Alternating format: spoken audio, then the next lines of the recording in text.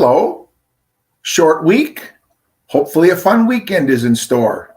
And here we are once again looking at the world of wealth through persuasion and persuasion principles. This is part 2 of a 3-part series. I'm going to review a little bit from last week just to remind people that we're here, and for those of you that were not with us last week to get a feel for where we're going today. But our objectives are sitting up on the screen. We'll take a look at the 7 most powerful persuasion principles, the SAM model, why people buy, and then the power of persuading for pride and profit, and then the concept of influencing by what I call the diamond of influence, mastering 6 shortcuts to persuasion, and looking at how the left brain and right brain work is kind of where we left off. With that said, lo and behold, as I said, once again, we still have nothing that zips up from the bank as a male. So all you females, I envy you. Men, I'm glad we still have nothing that zips up from the back.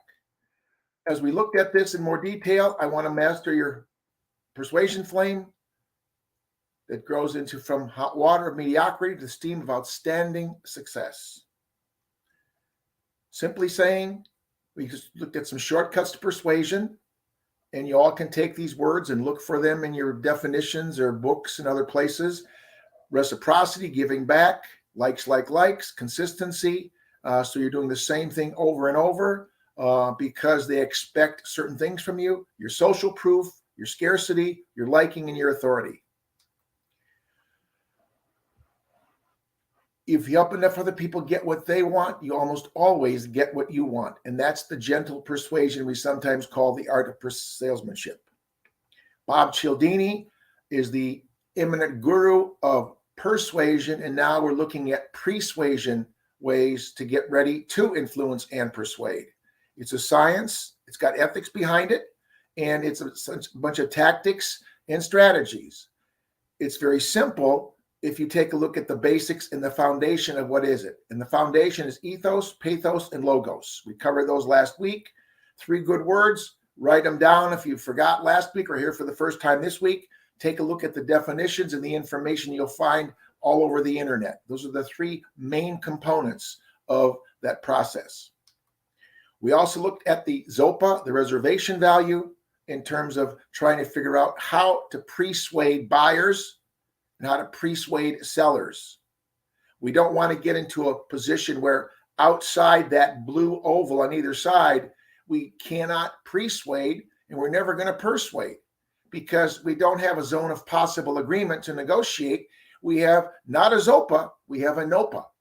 So our goal is to find a way to persuade people to get into that area, or what Harvard calls the zone of possible agreement. The seller's best alternative if there's no deal, the buyer's best alternative if there's no deal. That's called a BATNA. Much more discussion about that in my negotiation classes and in Harvard's program on negotiation. We also spend a few moments reminding you to set expectations, and this is critical as we begin part 2. You need to make sure that you take people on what I call a safe island.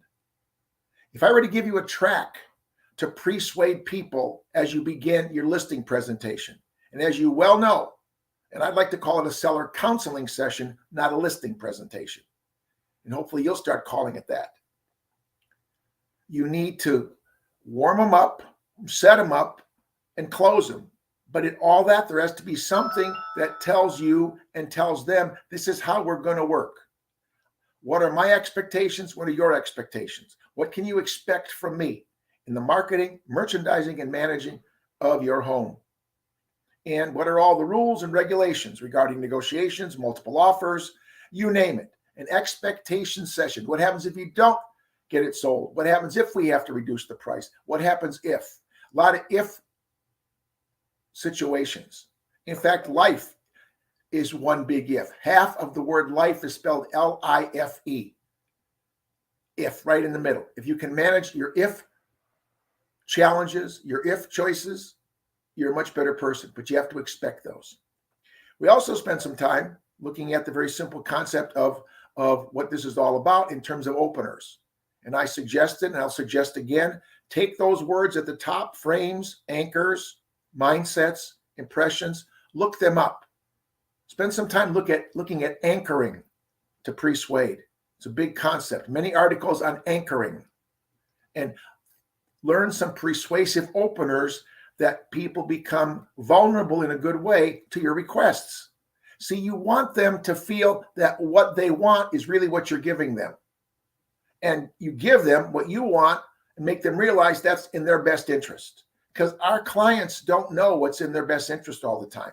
They are clouded by all kinds of exterior motivations, friends, relatives, neighbors, things they read, things they watch. You are the expert. You are the person who has a body of knowledge. And now, after today and concluding next week, you will have a body of knowledge on persuasive tactics and even some persuasive tactics that are powerful. Looking at that from a different perspective, obviously, I use the FAB technique, F-A-B, features, advantages, benefits. Every home has loads of features. What's the immediate benefit to that person? Personalize a feature. It's an advantage to a lot of people, but what and how is it personalized to that specific client? And towards the end of last week, we talked about the price benefit analysis, how we create value for your commissions, how you create value for a client in your services.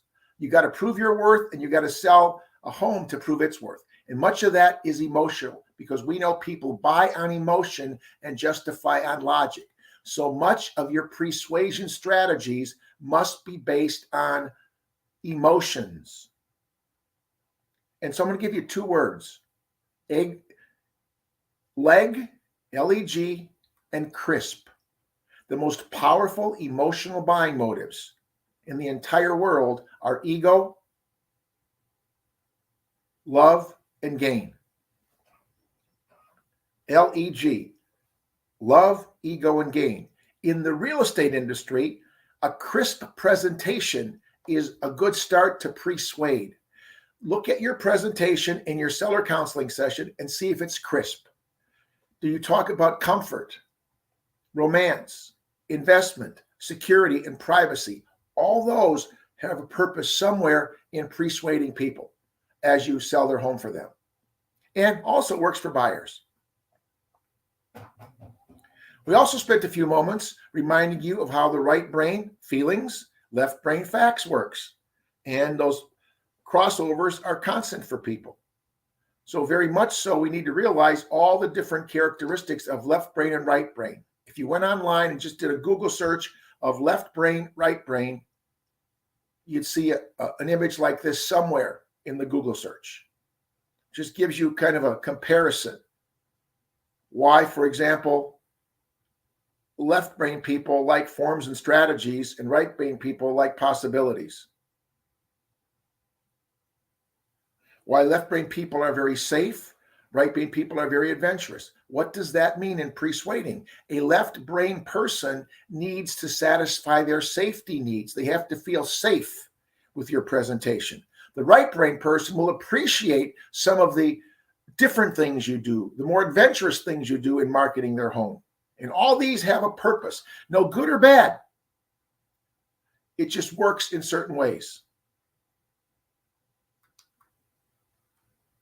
And again, maybe a little bit of humor to remind you that we got to be normal in this whole thing.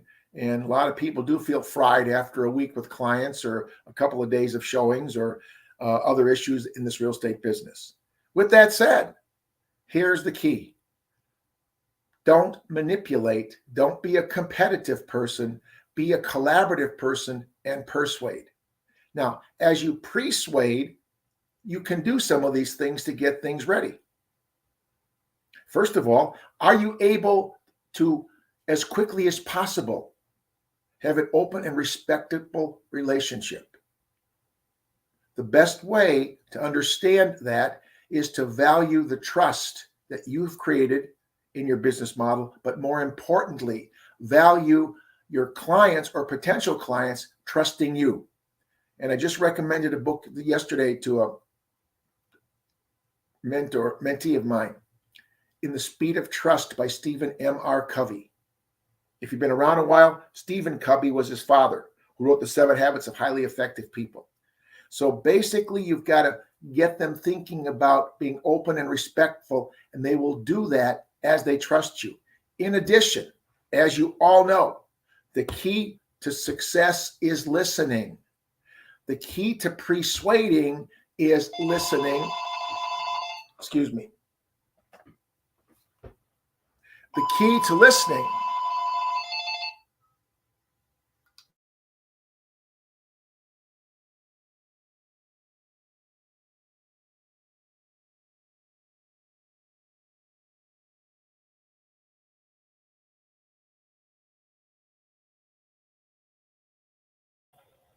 So listening by its nature is a skill set. But by listening, you can learn what they want because you can ask them questions. And the more questions you ask, the better you can start persuading. But here's the key. Each question you ask from the first one needs to be progressively gutsier. If you ask something too soon, too quick, they're not ready to like and trust you. They clam up and you lose your persuasion potential. So your questions have to be very easy to ask, very simple to answer, no threats, no feelings of uncomfortableness. And just as you met your friend 10, 15, 20, 25, 30 years ago, when you first met, you were very cordial, nice, and never got into too much depth. As you develop more of a relationship over time, you tell them more and more and more. Your comments, your conversations, your questions get gutsier, as I call it. And now you may have some friends you've told so much to, you're wondering, my God, what if I don't keep them as friends anymore? They know all this stuff. So make your questions progressively gutsier. Don't ask too much, too quick, because you'll be kind of throwing up a roadblock in persuading them because you haven't persuaded them. Convince them, don't impose upon them. Again, the respect, the camaraderie or the rapport, and the relationship. We all know build relationships, repeat business. Persuading is done when you keep building relationships. That puts us into a perspective that my mentor said, and I say many times, that's exactly what persuasion and persuasion is, helping people get what they want, but persuading to realize what they want, i.e., a seller oftentimes does not realize that the highest price may not be the best price in an offer. And a buyer sometimes doesn't realize that the lowest price may not be the best price. And so I always say it this way. Your goal is to get the price and terms that are best for your client, not the best price and terms. I think that phrase, almost verbatim, in your own natural words, where you mean it, where they feel it, is they have to realize your job is to get somebody the price and terms that are best, not the best price and terms. And you all know sometimes the highest offer isn't the best offer. So think about that concept and see if you can incorporate that phrase in your own words into your presentations, into your expectation session. I'm here to help you get the price and terms that are best for you, not the best price and terms. And then pause and wait for them to think about that and then say, hey, do you understand what I said? Let me explain that to you in more detail. Nice way to ease them into understanding what your job is and how you're going to work for them, the price and terms that are best.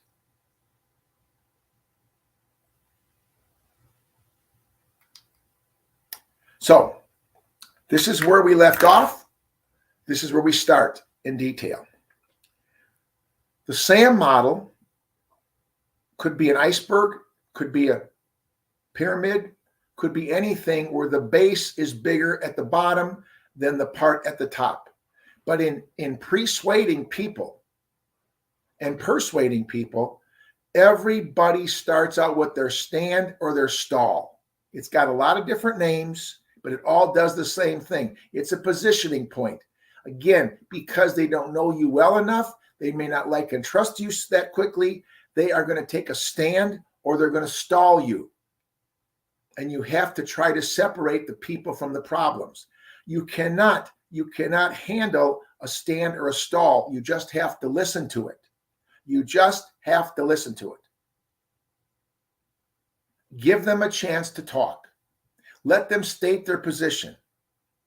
Because by the definition I know it best, a stand or a stall is hiding for whatever reason, the real reason they don't feel they can tell you something right now. Just like when you first met somebody for the first time, you didn't tell them everything. It took a while for them to build trust and confidence, and you shared more and they shared more. So in real estate, people will stall you or they'll take a stand. Don't get hung up on their stand. That just tells you you've got to do some probing, because again, they are hiding for whatever reason. The real reason. They don't feel they can tell you something. They are hiding their real feelings. And as you well know from psychology, the feeling brain is much more powerful than the thinking brain.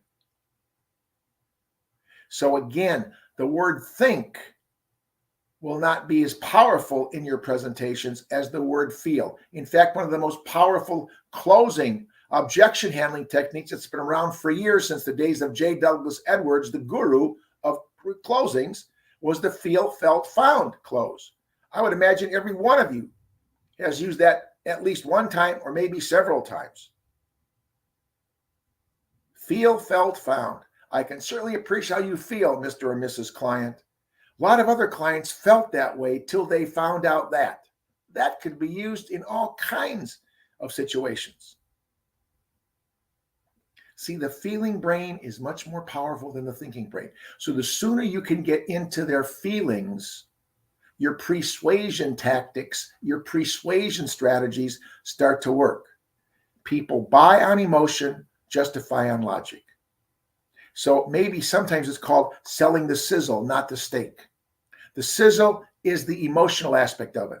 When I go into Ruth's Chris Steakhouse, the main difference is not the quality of the meat. They buy from the same purveyors as other restaurants do.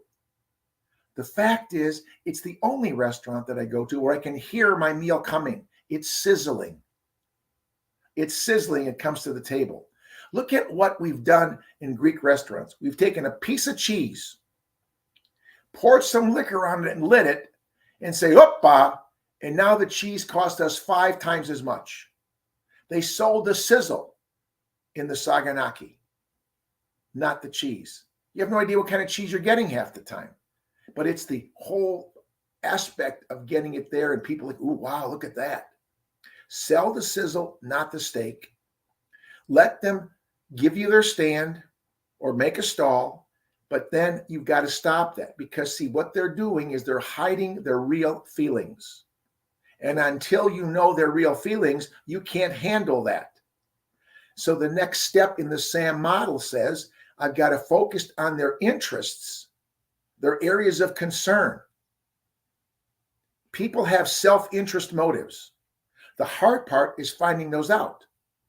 Sometimes agents go through an entire transaction and really never found out somebody's self-interest motives.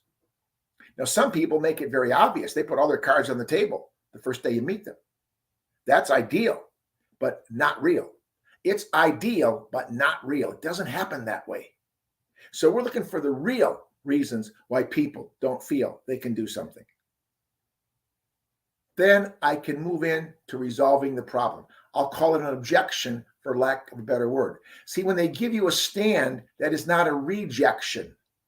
It's a clue to have you find an objection.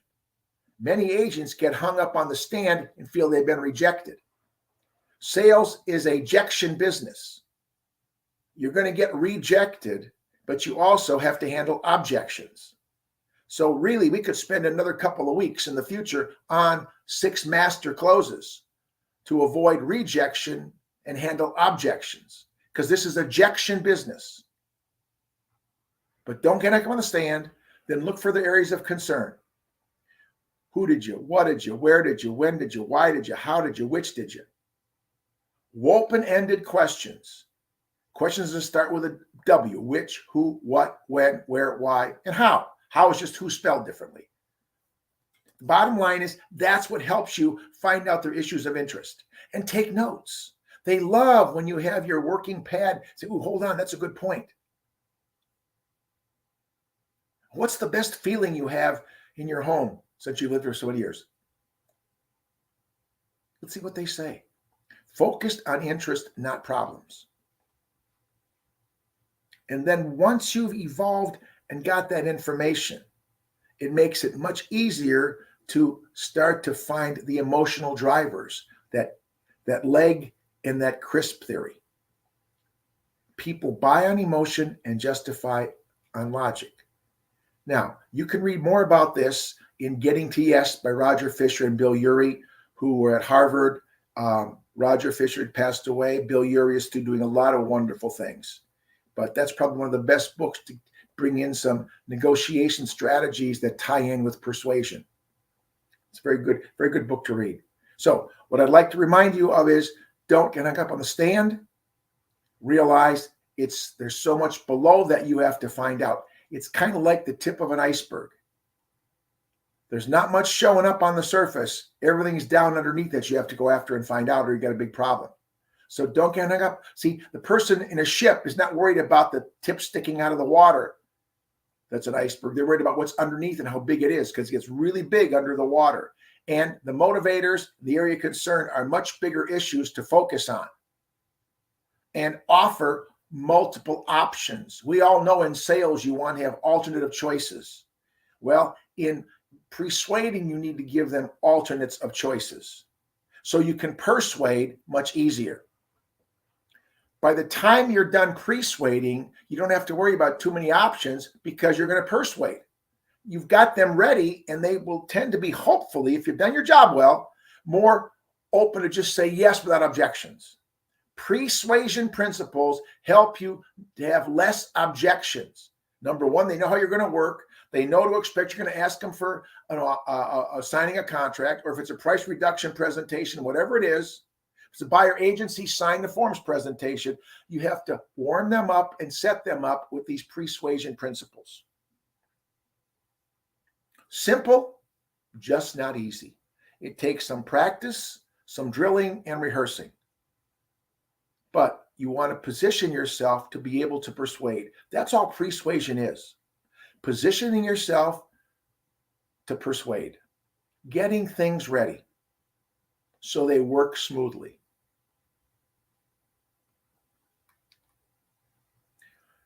Why is it important? We've got some studies. Skilled persuaders become better persuaders by asking questions and using active listening skills. Almost double the success, from 10% to 21% in some studies. So again, how many questions do you ask? How many compliments do you give? Are you really listening? I mentioned this last week. Take the word listen, L-I-S-T-E-N, and rearrange the letters. And it reminds you the most important part of listening. S-I-L-E-N-T, silent. A good listener is silent. They're focused. There's eye contact. They might even lean over with some body language to show they're serious about listening. They're eyeball to eyeball. They're not texting. They're not looking out a window. And if you want to write something, I say, wait a minute, that's a good idea. Hold on. Continue. Testing for understanding is a huge weakness. Huge weakness. Nearly 3 times better results if you can be skilled at periodically asking him, so how do you feel about what I said? Does that make sense? Anything I need to add? Can I clarify something? Did you hear what I said? Many people get lost traveling. Now with GPSs, that's harder. But we found over the years that men are much more, I don't know what it's called, they don't like to ask for directions. They know where they're going. So many times they finally pull over and say to somebody, do you know how to get to this place? The person says, yes, go down the street, turn right, go 2 blocks, turn left, then turn right, and you'll be around the corner. And then the person giving directions will say, so Do you understand? And most of the time, the person in the car says yes. Want me to repeat that? No. A better testing for understanding by anybody who gives directions. Once they say turn left, go down the street, turn right, go around the corner, and you'll be there. Say, so tell me what you heard me say. Did they hear what you said? And is what you said what they needed to know? Because many times in communications, people say something that's not what somebody heard. And sometimes somebody heard something is not what you meant. We get confused. We make little silly listening mistakes. And then we're too embarrassed to say, oh yeah, no, I don't know, repeat it. But 10 minutes later, you still don't know where to go. So again, test for understanding. Periodically stop and say, okay, before I go on to the next step, does this make sense? Does that sound okay? Would you agree? There's loads of phrases you can use to get a nod or a commitment. But many agents avoid testing for understanding in their entire presentation. They just keep talking or keep showing. That's not persuasion. And it's definitely not going to help you persuade. You've got to actively ask questions, actively listen, and periodically see if they're hearing what you're saying. And that's why interruptions can be critical at a buyer counseling session or a seller counseling session. And then at the end, are you summarizing? Are you going back to your list of things and say, well, remember I told you when I came in on that safe file, I'm going to do this, and this. Boom, boom, boom, boom, boom. And then if they're not ready to say yes and sign a buyer agency agreement or sign a listing agreement, then you can use the what is it approach. And you've got your 6 or 7 or 8 things you summarized. Maybe it's on a screen on a computer. Maybe it's a piece of paper you hand to them. But then you go, what is it? And skilled persuaders don't say, what is it? And let them answer. They say, what is it, and stay in control. What is it? Is it my company? What is it? Is it my price? No. Is it it's your marketing. The other company said they did so many more things in the luxury newspaper or in the special free newspaper or on TV or in the internet. I didn't hear you say anything. So now you have an objection. See, what is it opens up a can of worms and you lose control. And you spell success in real estate, CONTROL. You're going to have a heck of a time persuading and persuading if you lose control. So you ask the what is it? And you control each item to find out if it's a yes or it's a no. But if you don't summarize, you're not going to do that. See, some people don't warm up to get ready for the presentation, and they don't end up by summarizing. They just finish. In fact, some people have a very, very weak finish. Some are even afraid to ask to list or sign an agreement. They just hope maybe you will because you liked what you heard. So persuading triggers these 3 moments. And I bet if you start looking at these in more detail, asking many more open-ended questions, listening to their answers, jotting down some notes, periodically testing for understanding, and then definitely summarizing so you covered everything, because it helps you too, because sometimes you forget something. There's nothing worse in the world than leaving a client's home or hotel, wherever you're talking to them at. You get in the car, it's, oh my God, I forgot to tell them that. Too late now. If you would have had a summarization sheet of all the things you were supposed to do, it reminds you. Plus, asking questions and listening lets you take a pause to see where you're at in your outline. Very easy to do. We're seeing more and more agents use little PowerPoint presentations, and they set up a little bitty mini screen with the client so they can see the computer on theirs, and they get their own screen. They're easy to buy and easy to bring into a presentation. The beauty of that is, with PowerPoint on in that presenter mode, they're seeing the slide, but you're seeing the next slide too, so you can transition nicely. See, I can see my next slide. You can't see that. I see my next slide, so I can ease into something I want to say about the next slide. I'm staying in control. That's a skill set.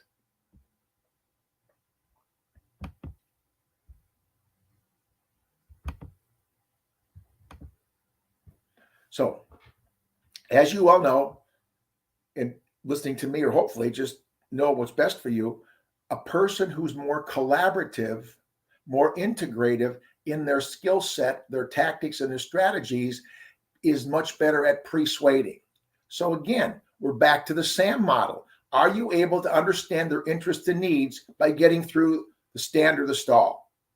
Are you exploring by asking questions that are getting progressively gutsier? And as we just said a few moments ago, silence.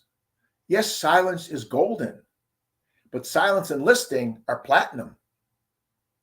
Listening and being silent. Just because you're silent doesn't mean you're listening. And then in some cases, you've got to close.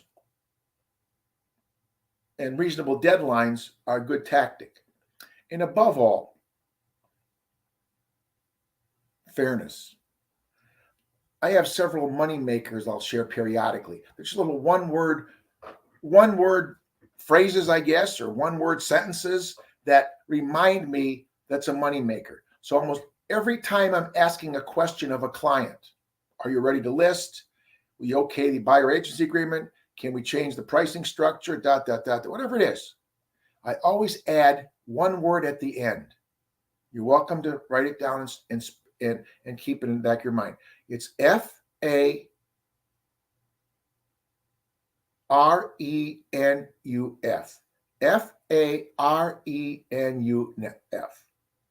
So will you list with me today? Fair enough. Will you okay the buyer agency agreement? Fair enough. Fair enough is a tremendous, powerful, emotional strategy to persuade, to start something. I'm going to spend some time taking you on a safe island so I can make sure we cover everything. How's that sound to you? Fair enough? Wow. Persuading people when they need a nudge. Another moneymaker. ZATTAYEZ. When they're not ready to say yes and not ready to say no. Well, yeah. Is that a yes? Is that a yes? I use that so many times in so many places, not just real estate. It amazes me that when I put that Zata yes in there, yeah, you're right. Yeah, I should. Yeah, let's do it.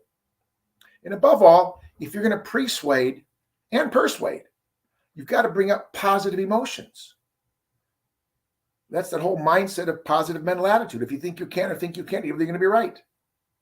And then don't forget that if you say things, there should be some semblance of order in the dialogue. Just talking is not a good dialogue. I mean, we have some criteria. The typical sales approach is attention, interest, desire, conviction, and action. Now, that opens up a whole can of worms as to what you do. I teach tracks. I train in tracks. I'm going to give you the track to do something. I don't care what words you say. It's the dialogue. So if I am going to handle your objection as part of my persuasion or persuasion, I'm going to do a track. I'm going to basically go through 5 steps that I call a track. The words I use may not be the words you use. If I'm going on a listing presentation, I'm going to use a track. Everything is a track. My basic track is approach, fair trade, close 3 times. What I say, how long it takes, the dialogue could be different for each person. I'm going to approach, give them a fair trade, and ask. And I'll ask my closing 3 times. And why I say that is to persuade people, they have to expect you're going to close. Because that's how you persuade. But you let them know you're going to be closing periodically to see if they're ready to go with you. They need to know it's going to happen. But here's the secret. If you close no more than 3 times, and always close no less than 3 times, which means you close 3 times, you'll get what you want most of the time and not push your potential clients beyond repair. They will give you 3. After 3 attempts and you can't get a yes, you're on thin ice. It might take 4, it might take 5, but they might be really ticked at you by the 5th one. You will get 3 all the time. So the bottom line, PREsuasion, PERSUASION principle, because you have to close to sell. I'm sure nobody on this Zoom and Facebook Live program today gets paid on commission on sales you almost made, which means you've got to close 3 times by closing no less than 3 and no more than 3. Don't close 2, don't close 4. Don't close 1, don't close 5. Because 1 or 2 may not do it. You walk away. Why are FSBOs not listing with you right away? Because they went to FSBO training school and know they can wear you out. After 2 or 3 calls or 2 or 3 show-ups or 2 or 3 closes, you quit. You just get so dejected. The smart FSBO agent is closing regularly because they know the statistics that those people are going to list according to NAR. So close 3 times, but don't push them beyond repair.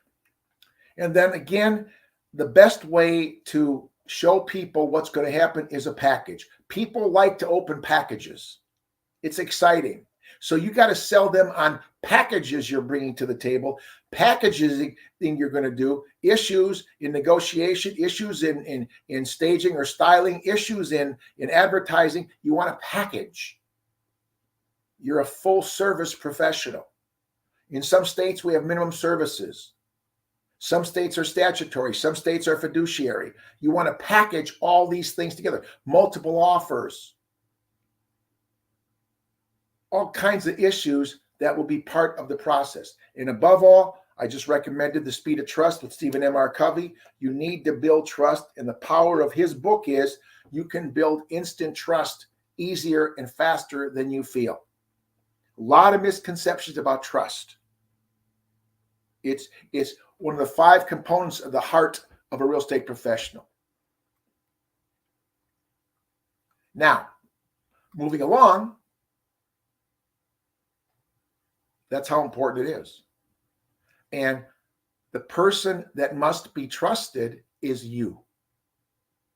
Right in the middle of trust is a big fat you. So ask yourself an honest, direct, and somewhat emotional question. Do people that you deal with perceive that they can trust you? And I got to honestly say this. I am sure if anybody you know, or maybe you had to say this to somebody, you ever had to say to somebody, I don't trust you? How will that person ever get their trust back? This is a powerful word. That's why Stephen M. R. Covey's book is so good. But we know from NAR statistics, year after year after year, other things being equal, people say they will buy from an agent or sell with an agent they like and trust. It's easy to be liked. You can bring gifts, bring food, you can do all kinds of things. But the trust is that inner strength that people just feel about you. They would trust you. And some people will tell you a lot real fast because they trust you. It seems like you're connecting. So trust is critical in the process, but it's also more critical in every presentation, in your persuasion skills and your persuasion skills. And this is why Zig puts it in his own words. If they like you, they'll listen to you. If they trust you, they'll do business with you. Easy to be liked. Got to get them on the trust train. Can you get them on your trust train? Do you have a trust train? How many cars are in your trust train? How many people as potential clients or current clients or past clients trust you? Every testimonial should have the word trust in it someplace from every client. Every testimonial should have something that you help them with that uses the word trust several times is fine. But if it's not in there, you're missing out on, they were great, they did this, they went out of their way. Oh, I could trust them. Oh, I could really trust what they did for me. I don't care how you say it. Every single testimonial from now on needs to have the word interjected trust someplace.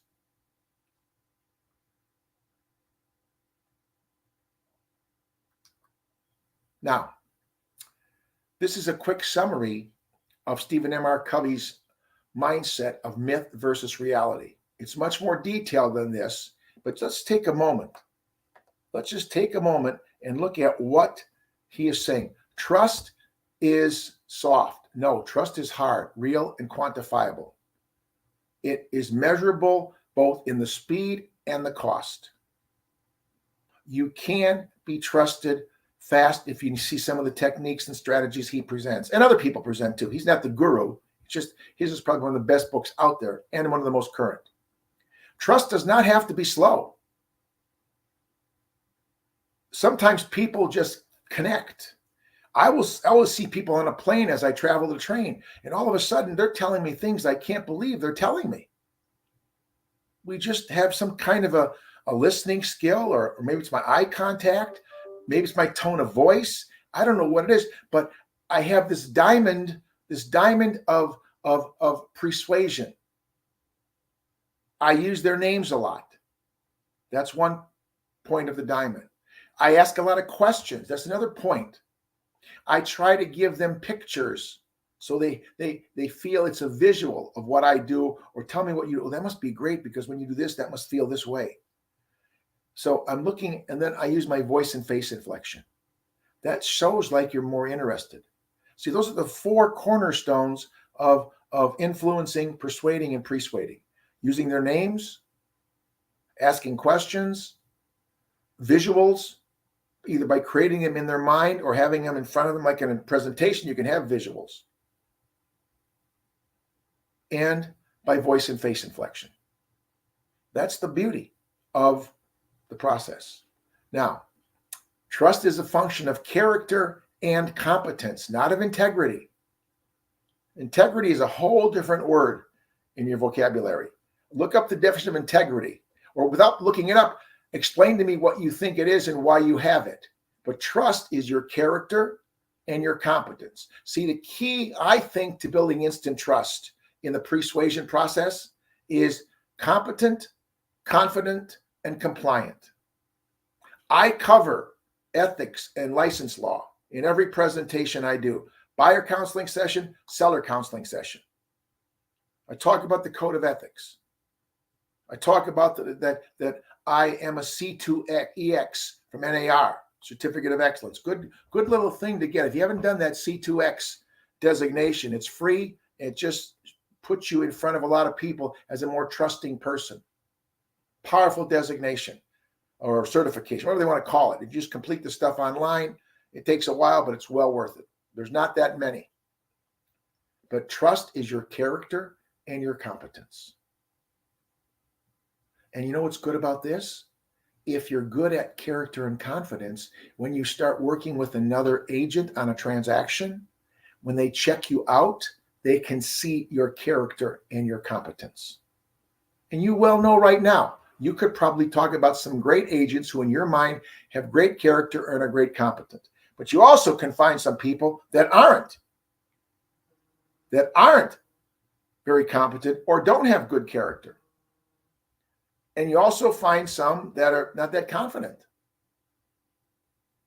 We were talking today at breakfast with one of the vice presidents of a major franchise in Chicago. We talked about the fact of selling luxury properties and what it's like to take a client to a $9 million house. And you don't live in a $9 million house. How can you show you're competent and confident? Do you know all those brand names? Do you know even how to pronounce those brand names? Are you aware of certain kinds of construction? I have a listing right now that it's 9,800 square feet. It has no air conditioners. It's all cooling towers like in big buildings. Tremendously energy efficient. There's stuff outside. There's stuff on the roof. I have to tell them those are the cooling towers. What's a cooling tower? Some people have saltwater pool. What's the advantage of a saltwater pool? We got all kinds of issues that you need to worry about. And you may not have been in that realm of a $9 million house, but you have to know about a $9 million house and brand names and the way people buying $9 million houses buy. So character, competence, and confidence. Great way to build trust because those are the three components. Just because you have good integrity doesn't mean you're competent confident, and have good character. Then also, it's difficult, as I said, but in some cases, lost trust can be restored. We see it all the time where people are forgiven. We are a forgiving society. And people that do things sometimes are brought back into the family. They're allowed to continue on something. There is a way to build lost trust, but it's not easy. In real estate, if you lose trust in the clients, if they lose trust in you, there's going to be some difficulty. And boy, I teach trust. In my negotiation classes, we talk a lot about trust. Trust can be taught and it can be learned. It's a leverageable strategic advantage. Stephen Covey will share some of those ideas with you. It's leverageable. It's your strategic advantage. People will trust you if they like you. And if they like you, they will trust you. But as Zig said, anybody can be liked, but trust is the secret. And again, some people say, you can't trust people. You never know. I can't trust these, kind of risky. Well, I look at it the other way. Not trusting people could be a greater risk because you've closed a lot of doors because you've got this bias built in. Be careful, sure, of course. Trust but verify, of course. Trust but verify. Not a bad thought process. I'll trust you, but I'm going to verify. And I got a lot of ways of verifying. And you can trust one person at a time, but it's much, much better to develop a system where you're trusting with a lot of people by your involvement, by your activity. So those are some of the, I guess you'd say, main components in a nutshell. Maybe it's the a summary of the book.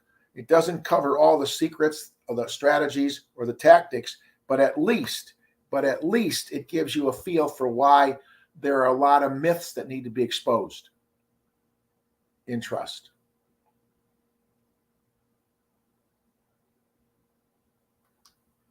Moving on. In more detail, in more, I guess you'd say, isolation, let's look at the character and the competence. See, your character is a constant. People see you every day. People see you in a casual mode. People see you in a work mode. People see you possibly at a place where you worship mode. People see you at a charity event mode. People see you at a 4th of July celebration mode. Your character is constant.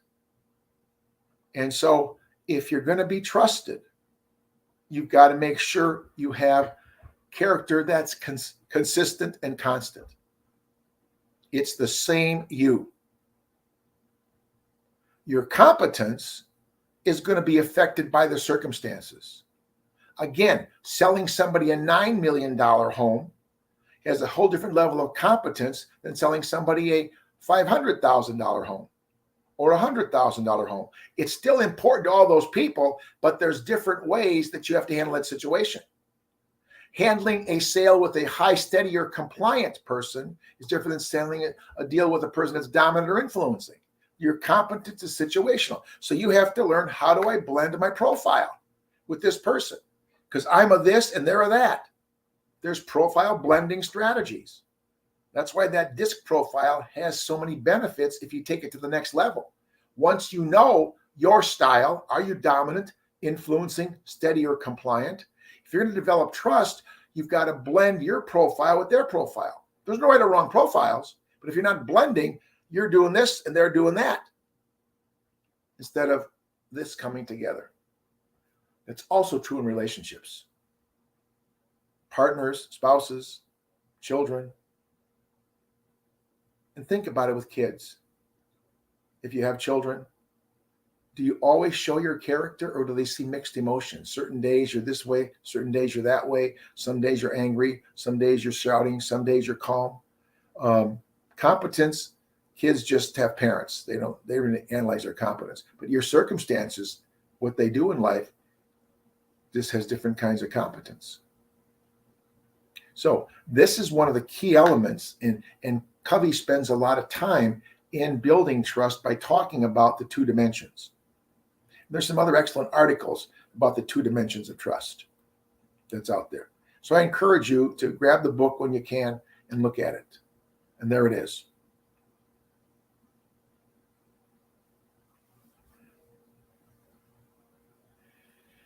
It's the one thing, as he said, that changes everything.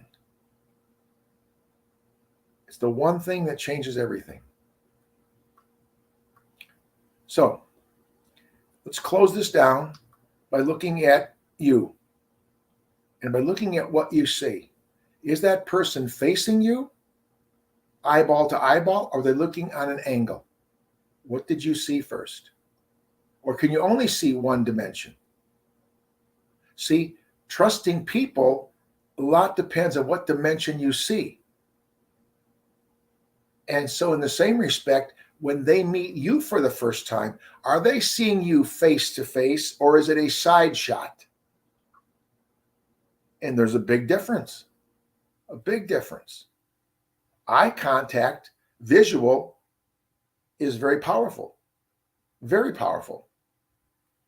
You're going to be more liked and trusted if you keep eye contact in a serious way. And if it bothers you to look at somebody's eyes, that's kind of weird for you, just pretend there's a little X right here in any color you want, red, green, blue, black, or gray. And look at that, and they cannot tell you're not looking at them eyeball to eyeball. Just a little bit above the forehead, right about there. They think you get great eye contact. Because some people do get a little edgy or fuzzy with those kind of things in the process. But it's critical that you perform under those terms. So one of the first objectives was to use the success motivation principles in PREsuading and PERSUADing. These are the most powerful emotional motives. We covered one already, self-interest motives. We'll take a look next week at self-interest motives. We'll take a look at the uniqueness. We can take a look at the concept of communication. Take a look at the concept of contrast. That's a great way to PREsuade, is showing some contrasts. Hot versus cold, high versus low. Look at some exchange principles. That really is the fair trade. That's the fair enough I talked about. We'll look at sound logic and sameness. Those are very powerful, and they form the word success. I feel so strongly that if you would just master these powerful emotional motives to be successful at PREsuading people, it'll be so much easier to persuade people. See, before I go visit somebody, I'm looking at them. I've got a seminar tonight from 5 till 10. What I just did is I pulled up on the internet the names of all the people that will be there, and now I'm going to spend the next couple of hours after we're done looking at something I can find in a Google search. I found out one person is a teacher and does some volunteer work. I found out this other person is a caregiver. One person plays the guitar. I got one guy's a developer. I found out he's got development going in a certain part of Illinois. So I can talk about some things because we'll relate. Now, here's the sad part. One of these people has been arrested for something that's not so nice. Just shows up. Nothing I can say. I'm not going to bring it up, but I want to be sensitive because I might have been saying something that would irritate him or get him to be fearful. I want a safe environment because I would talk about that at a point in time. It's not illegal. It's not immoral. It's just something he did wrong, and it's obviously on the internet. And we have some people that got ethnic backgrounds. Maybe they celebrate certain events, etc. Maybe they're on YouTube videos, TikTok videos. This is where you have to appeal to a person's self-interest motives. And then the last S is the sound logic. Remember, people buy on emotion and justify on logic. So after we talk about the first 6 next week in part 3, the last one, the sound logic, is what you got to pull it together because people buy on emotion, but they will justify on logic. And that's why if any of you bought a new car the last couple of years, after you bought it and started driving it, you found and saw more cars like yours. Wow, there's one like ours. Oh, there's one like ours. You see more cars like yours after you bought one. You're justifying. Or you're going back on eBay to see if you got the best deal. I just bought this item. I got it for this price. Boom, boom, boom, boom, boom. Sound logic. Starting with my self-interest motives. I like this car. Now I got to justify why I bought that car or that appliance or that watch or those shoes or that piece of jewelry. Or I got services from this company. Was this the best company to clean my carpets, to do pest control, to mow my lawns, to clean my windows? See, we're always looking for the self-interest motive because that's very emotional, very emotional. And persuasion is going to be much better if you can do this. Harvey McKay, fellow speaker of mine from Minnesota, has written several books. One of which is How to Swim with the Sharks Without Being Eaten Alive. Another one is Don't Let Them Steal the Shirt Off Your Back.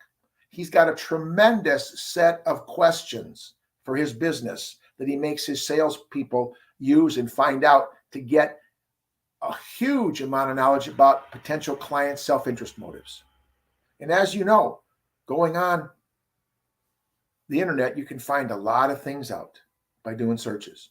So with that said, I think we've hit the point where let's stop right here. We'll come back next week, can review the first two parts, then finish up by spending some additional time with each one of these, then adding a few extra components at the end. And I think that I've done my job to persuade you to go and read some things on how to persuade. So with that said, I wish you all a nice weekend, a fun weekend, a good weekend, and stay safe and be happy. Thank you for joining me in the world of wealth, and I'm hoping that we'll see you next week.